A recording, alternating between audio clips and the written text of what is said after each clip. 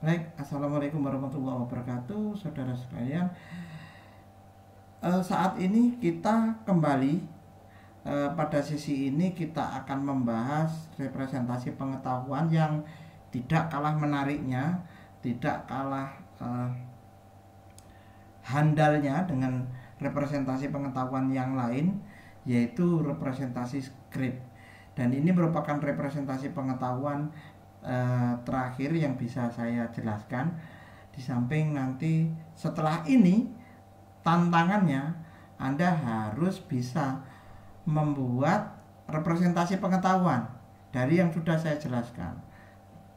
Ingat, Anda sudah dibuat dalam bentuk kelompok, maka tugasnya dari saya adalah membuat representasi pengetahuan yang sudah saya jelaskan itu. Anda coba, Anda cari. Saya tidak menentukan studi kasusnya seperti apa. Anda di tiap kelompok nanti Anda mengerjakan representasi pengetahuan. Ada berapa representasi pengetahuan yang sudah saya jelaskan? Ada 5. Oke. Dari 5 tersebut, Anda masing-masing bekerja dalam kelompok, dalam kelompoknya masing-masing kelompok membuat 5 representasi pengetahuan. Kasusnya terserah, ya, supaya Anda coba untuk mengeksplor pengetahuan yang ada di sekeliling Anda dan coba Anda untuk menjelaskan bagaimana hal itu bisa terjadi dengan representasi pengetahuan. Anda boleh ambil dari referensi, dari e-book, dari jurnal, dari paper, dari apapun yang sudah Anda pernah baca, ya. Boleh. Tugas Anda nanti mengumpulkan, membuat itu, membuat representasi pengetahuannya, kemudian Anda persiapkan untuk presentasi, ya.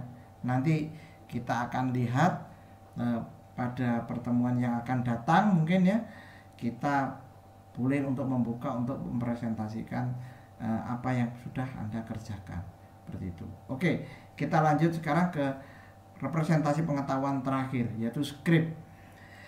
Skrip atau orang artificial intelligence menyebutnya dengan representasi pengetahuan naskah. Kita lihat ya, skrip artinya kan naskah. Kalau kita berbicara soal naskah atau skrip, itu bayangan kita itu masuk ke dalam suatu dunia teater, dunia drama, seperti itu.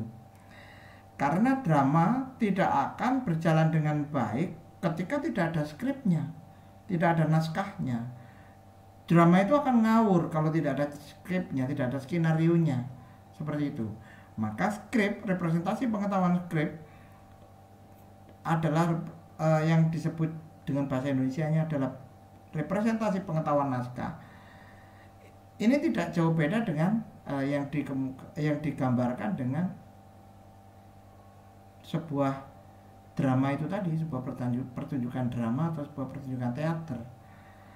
Jadi cara kita berpikir, melihat atau mencatat pengetahuan yang ada di lapangan, itu kita buat skenario-skenario, langkah-langkah seperti kita mencatat adanya, seperti kita akan membuat suatu karya drama, suatu karya teater, seperti itu, saudara sekalian.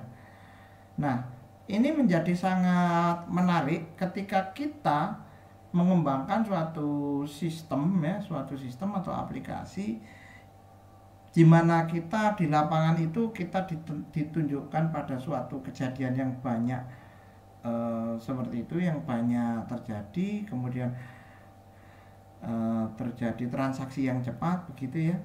Nah, kita menggambarkannya dalam bentuk naskah untuk menceritakan secara detail bisnis proses, ya, bisnis proses yang terjadi dari sebuah alur. Dan ini juga sebenarnya menjadi menjadi tulang punggung atau menjadi suatu prioritas yang harus Anda kerjakan ketika Anda menggambarkan sebuah sistem informasi, ya. Nah, apalagi sesuatu sistem informasi tersebut erat kaitannya dengan artificial intelligence, maka skenario-nya harus jelas. Ya. Waktu di semester-semester yang lalu kita masih belum berkenalan dengan representasi pengetahuan script. Nah, makanya kita sekarang kita coba bagaimana representasi pengetahuan script itu diadopsi dalam rangka kita mengembangkan sebuah aplikasi dengan artificial intelligence. Kalau dulu kita masih menggambarkan script, masih menggambarkan suatu bisnis proses tidak dalam bentuk representasi script, masih bisa ditulis dengan format yang ya secara umum ya, seperti halnya cerita pada media-media atau suatu kita membuat karya tulis atau apa ya. Nah, ini kita coba kita masuk ke dalam representasi pengetahuan script, bagaimana ini menggambarkannya ya. Oke, skema representasi pengetahuan script ini adalah skema representasi pengetahuan yang memang sebenarnya sama dengan frame. Jadi tadi kaitannya adalah semantik ya. Semantik itu node-node seperti itu, masih belum jelas untuk hubungan antara objeknya. Memang dia sudah menggambarkan objek, tapi keterkaitan bentuk hubungan atau relasinya antara satu objek dengan objek yang lain itu belum begitu jelas. Maka ada representasi pengetahuan berikut, yaitu frame, yang merupakan penyempurnaan dari semantik. Nah, sekarang script ini adalah merupakan penyempurnaan dari frame justru. Nah, frame kan tadi sudah dibentuk frame-frame atau kotak-kotak yang menggambarkan table-table. Nah, nantinya akan bisa diterjemahkan dalam bentuk table ya. Script dia akan mencatat ceritanya. Nah, dia akan mencatat ceritanya dari sebuah frame-frame itu seperti apa. Nah, maka script ini merepresentasikan pengetahuan berdasarkan karakteristik yang sudah dikenal sebagai pengalaman-pengalaman.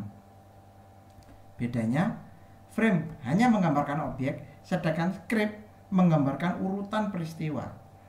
Jadi, kalau kita berhubungan dengan frame, ya, tadi sudah kelihatan memang keterkaitan antara satu objek dengan objek yang lain, sudah ada relasinya, tapi belum ada ceritanya. Ceritanya itu nanti akan dijelaskan di skrip ini, saudara-saudara sekalian. Karena di sini bisa dijelaskan bahwa ini akan menggambarkan urutan peristiwa.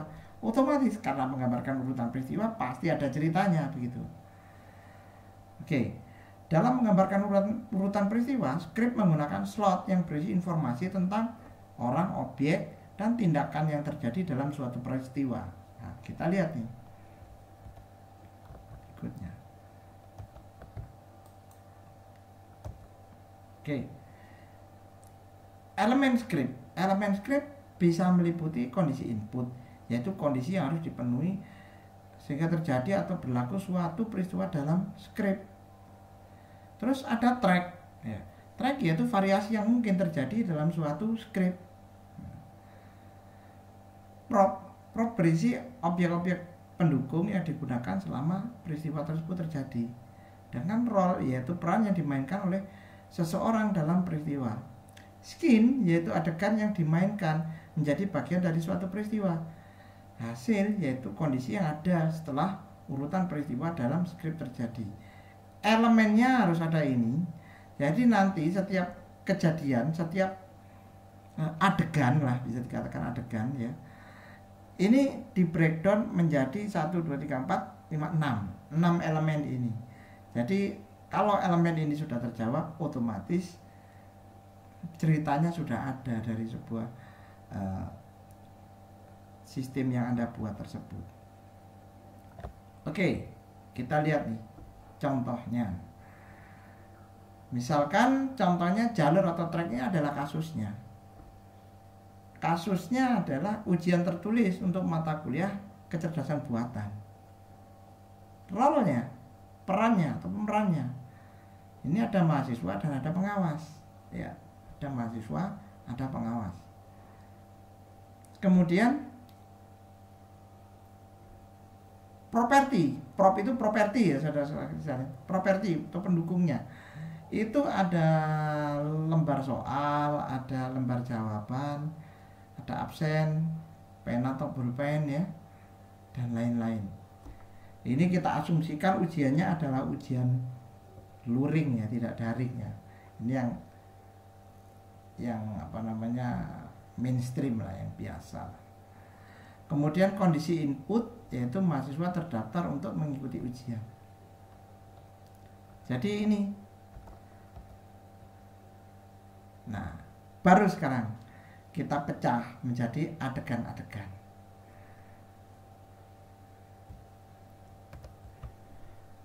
Adegan pertama ya, persiapan pengawas. Pengawas menyiapkan lembar soal, pengawas menyiapkan lembar jawab, pengawas menyiapkan lembar presensi. Adegan kedua, mahasiswa masuk ruangan. Pengawas mempersilahkan mahasiswa masuk, pengawas membagikan lembar soal. Anda lihat ya di sini. Ini ada keterurutan cerita. Ketika si pengawas persiapan dari awal, kemudian mahasiswa juga ada keterurutan. Kemudian secara tidak langsung di sini juga mulai melibatkan ini ya, pendukung, properti, lembar jawaban. Nah, ini kan nanti bisa kelihatan, oh ternyata ketika terjadi skin ini ada data ini. Data, lembar soal atau lembar jawaban atau lembar presensi, ini kan berupa data ya, dokumen semua yang terlibat di dalamnya. Seperti itu. Ya. Ini masih 2 adegan. Nah, Anda lihat, Anda coba, Anda baca-baca dulu ya, Anda resapi, oh kejadiannya seperti ini. Sebelum saya lanjutkan. Oke, kita lanjutkan. Sekarang adegan 3. Mahasiswa mengerjakan soal ujian.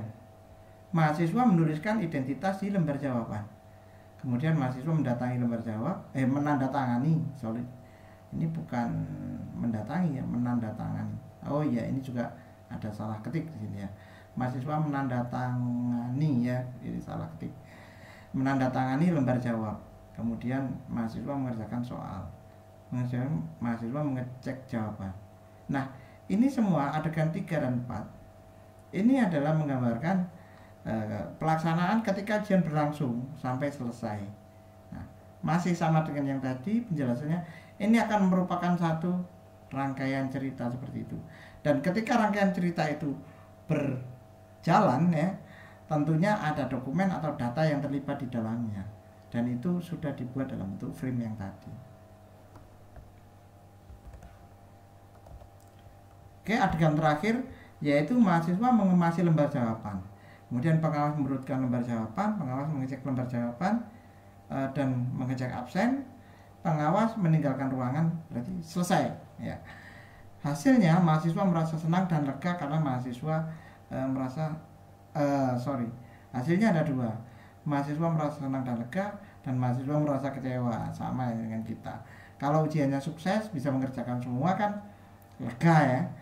Tapi kalau tidak berhasil pasti kecewa ya. Nah, seperti itu. Nah, ini satu contoh skrip ya, coba ini kan menggambarkan satu adegan di mana tadi kejadian skenario sedang ujian. Di sini memang tidak ada masalah, saudara-saudara sekalian. Coba Anda explore, Anda kembangkan. Kalau ternyata di dalamnya itu ada masalah, maksudnya begini. Ketika kita mengerjakan sebuah aplikasi atau menggarap sebuah sistem pakar ya, katakanlah itu adalah sistemnya adalah sistem pakar artificial intelligence ya, yang masuk di dalamnya itu sistem pakar itu nanti akan ada skenario. Bagaimana jika ketemu gejala A? Bagaimana dengan ketemu gejala B? Kemudian bagaimana jika mungkin ya, pertama mungkin gejalanya itu sama, mungkin seperti itu ya, atau gejalanya gejalanya ketemu tapi penyakitnya tidak ketemu misalkan ya. Nah, itu harus di breakdown ke dalam skrip seperti ini, saudara-saudara. Nah, Nanti jadi sistem Anda itu akan jelas. Oh, seperti ini stepnya. Begitu sebelum masuk lebih dalam ke dalam eh, apa namanya? Masuk lebih dalam ke dalam bagaimana codingnya ya. Jadi dibuat seperti itu. Oke, sebagai penutup memang di dalam representasi pengetahuan ini adalah idealnya seperti begitu, saudara-saudara sekalian. Ada 5 representasi pengetahuan, idealnya digunakan semua. Tapi pada kenyataannya orang memilih ya, dakwanya hanya menggunakan satu representasi pengetahuan, itu ekstrimnya ya. Ada yang menggunakan 2, ada yang 3 digabung sekaligus, ada yang 5-5-nya dipakai sekaligus. Seperti itu dalam menyelesaikan satu permasalahan. Ada yang seperti itu. Jadi ada yang mengerjakannya hanya menggunakan satu representasi pengetahuan, ada yang 2, ada yang mungkin suka 3, ada yang 5-5-nya dipakai. Nah, seperti itu. Yang penting kuncinya hanya satu. Anda harus berpedoman dengan permasalahan yang ada dan bagaimana cara menyelesaikannya. Seperti itu. Jadi ketika Anda ketemu dengan permasalahan, coba ini dipecah-pecah dengan representasi pengetahuan yang ada. Bisa terpecahkan nggak? Bisa tersolusikan nggak? Kalau bisa tersolusikan dengan satu representasi pengetahuan, ya sudah, oke. Tapi jangan berhenti di situ. Ketika Anda misalkan kesulitan dengan hanya satu representasi pengetahuan, coba Anda explore dengan representasi pengetahuan yang lain. Seperti itu. Di jurnal-jurnal itu yang banyak itu adalah baru menggunakan satu representasi pengetahuan itu mereka sudah suka, sudah senang karena dianggapnya sudah mencapai solusi. Ya, sudah ketemu solusi. Sebaiknya untuk menyelesaikan permasalahan, Anda boleh mengintegrasikan beberapa representasi pengetahuan secara langsung. Nanti ketika kita akan membahas sistem pakar, kita coba representasi yang saya gunakan, yang kita gunakan itu ada integrasi tiga representasi pengetahuan. Kita menggunakan rule atau logika ya, kemudian menggunakan tree, dan nanti sistem penalarannya menggunakan forward chaining. Forward chaining itu juga merupakan penerapan dari tree. Jadi kita menggunakan 3 ya, minimal 3 lah. Cuman memang script tidak saya gunakan pada saat itu. Oke. Yang penting Anda harus tetap semangat. Kita akhiri untuk pertemuan yang membahas tentang representasi pengetahuan pada kali ini. Jangan lupa Anda semua masih punya tugas dalam satu kelompok masing-masing. Anda harus mencoba mengerjakan representasi pengetahuan. Tiap kelompok kerjakan semua representasi pengetahuan. Supaya semua ikut merasakan bagaimana, semua ikut berpikir bagaimana membuat satu representasi pengetahuan.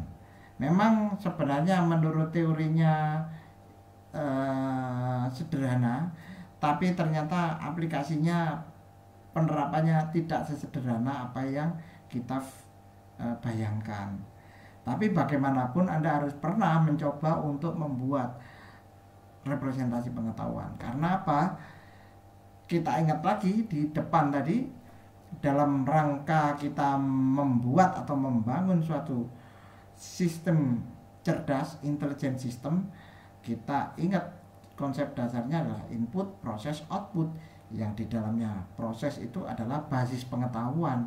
Jadi harus paham betul nih basis pengetahuan, knowledge base-nya.